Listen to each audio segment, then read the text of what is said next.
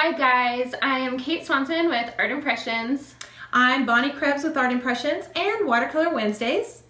Hi guys, I'm Kendra with Watercolor with Kendra. And we are so excited to be here. We decided to do a panel of either frequently asked questions or what am I doing wrong on watercolor. Help with the watercolor. So we are so excited to be here at the Art Impressions Stamps channel to bring you just kind of some maybe helpful tips, some things that are going to be able to really give you a great watercolor image. So we're going to ask the experts and get you some great new ways or new tips to help you advance in your watercolor.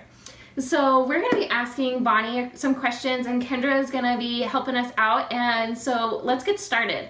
The big question we get a lot is, mine doesn't look like yours. How do I make my watercolor image look just like yours? How many times have we heard that? So many times. First of all, it's your own design, so it isn't going to look like ours. And that's the fun thing about the watercolor is, even though you're using stamping, Kendra's style is 100% different than mine, even though we're using the same stamps. And the more that you use these things, the more your own style will come through. So you will develop your own style, and you will start to have your images look a little bit more like you and your personality. So don't try to match things perfectly.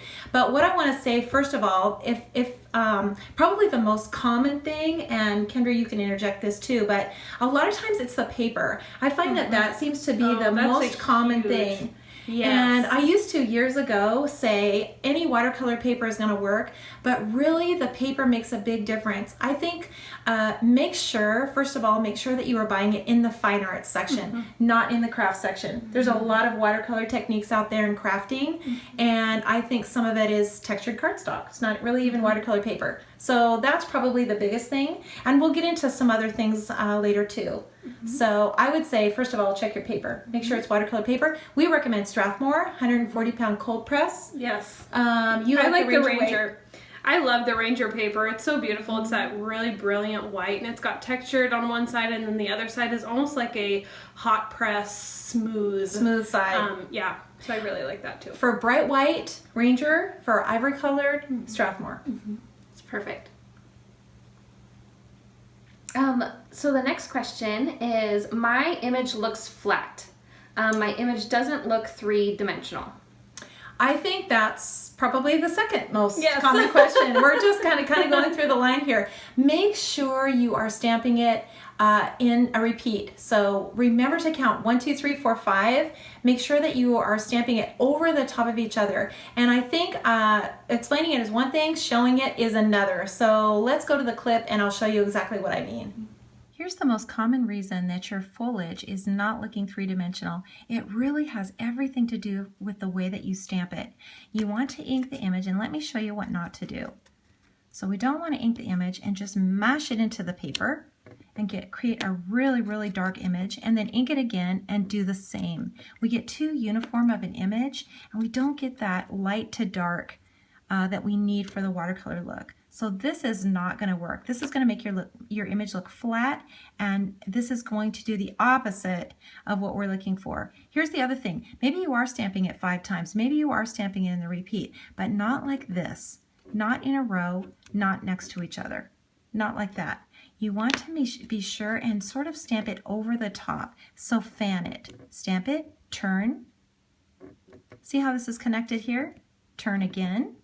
See, it's still connected, and then go in between, in between, in between, and at least get 5 or 6, even 7 impressions. And now when we go to add water to that, we've got this watercolor look that we're looking for. We've got this three-dimensional look where the light fades back and the dark comes forward. This makes all the difference in the world. Easily fixed. So the next question is, my image looks like a stamp. It doesn't look like this beautiful watercolor scene that I had hoped it would. I think probably the biggest mistake is that you haven't started with sepia. So there's really two colors to start with. One is a sort of a violet blue, so a cool blue, like a navy blue. That's for things that are white or shiny. And everything else really starts with sepia. So that's this earthy color, the color of like grass, or not grass, but tree bark, rocks, that earthy color that painters use a lot. You need to start with that and add color. So let's just say you want your pot to be a teal. You can't ink that pot in the teal and stamp it on your paper and pull the color out of the lines. You have to start with a sepia. So let me show you that in the clip.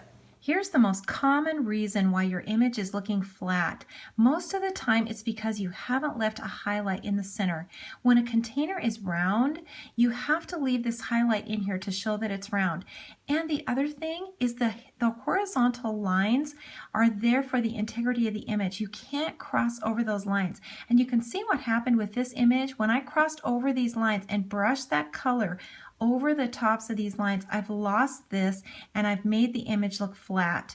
See the difference here where I brought the color out across here and stayed in between these horizontal lines. So make sure you do that. The other thing is when you put an embellishment or a highlight on here, something decorative, make sure that you're following the line of the container. So when this is rounded, make sure this line has a bend in it, not straight across like this. You can see what happens to the image. It just makes it look flat. Again, another easy fix. Stay inside the lines. Make sure you leave that highlight. So one thing that I always have trouble with is having my image too dark or having my background too dark. That's a really common question too. And the thing about this technique is that these are all little things. These are all tiny little things that are easily corrected. And it has to do with technique. Technique is really, really important. This whole watercolor stamping works, but you have to stamp things the right way. And I think that when people are struggling, don't you find that it's a simple little thing? It's a tiny, tiny little thing. It's always tiny. It's always tiny. And then they change it and it changes everything. So a lot of the time, the reason that the image is too dark, it could be a couple of things. Are your markers too dark, too wet? And if that's the case, try to stamp it off first and then drag the color out of the lines. The other thing too is you're pressing too hard. You know, when we stamp as stampers, we just really mash that stamp down into the paper because that's the way we do to get a really good image, right? This is a little different. This is like press. So you need a light touch. It's like a tap. Yes, it's like a tap, exactly. So we're not jamming that image down into the paper. We're pressing.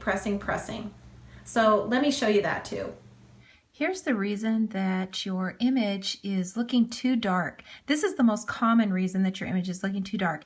And a lot of times what happens is we get too much ink on the stamp and press down too hard. And it's not like you're mashing that stamp into the paper like we normally stamp things as stampers. You're actually just pressing that image down. So a light touch, and you can see the difference here. This is too much pressure and too much ink.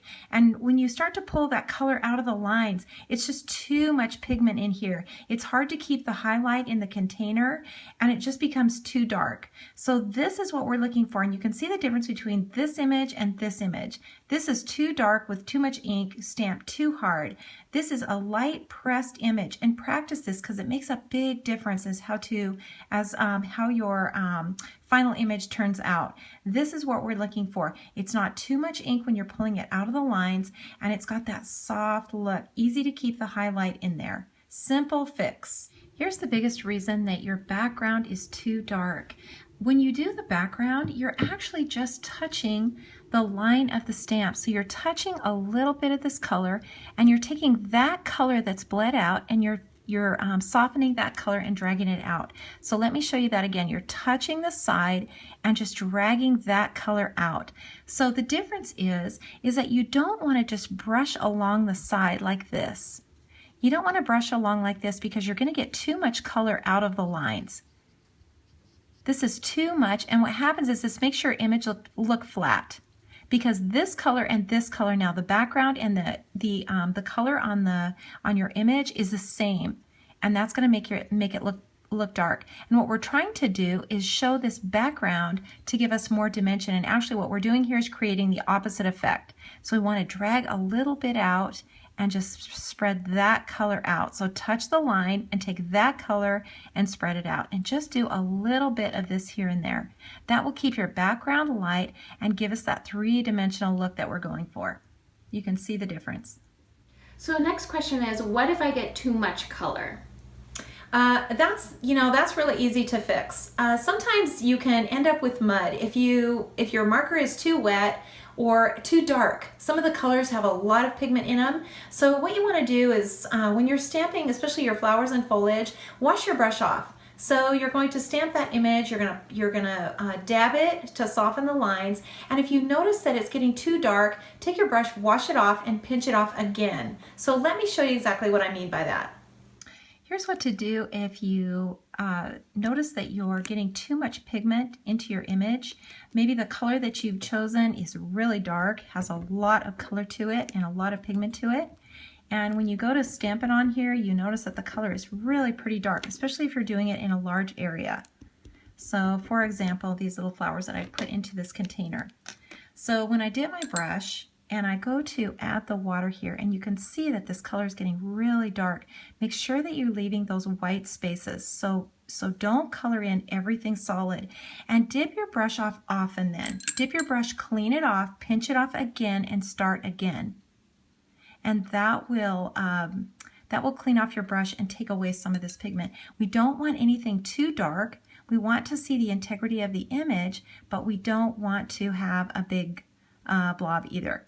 This is what we're going for, something where we can see the light areas in here. Dip your brush often, pinch it off, and now you can pull that color out without having too much collected on your brush. Easy fix. Okay, and so for our last question, why isn't everything included all in one set? Why, when there's one image, why doesn't everything come together?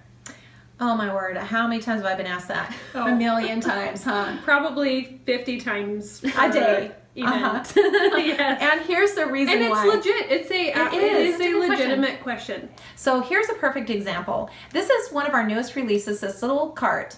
And someone, that may want to buy this, they'll say, why isn't everything just included in this set to make this image?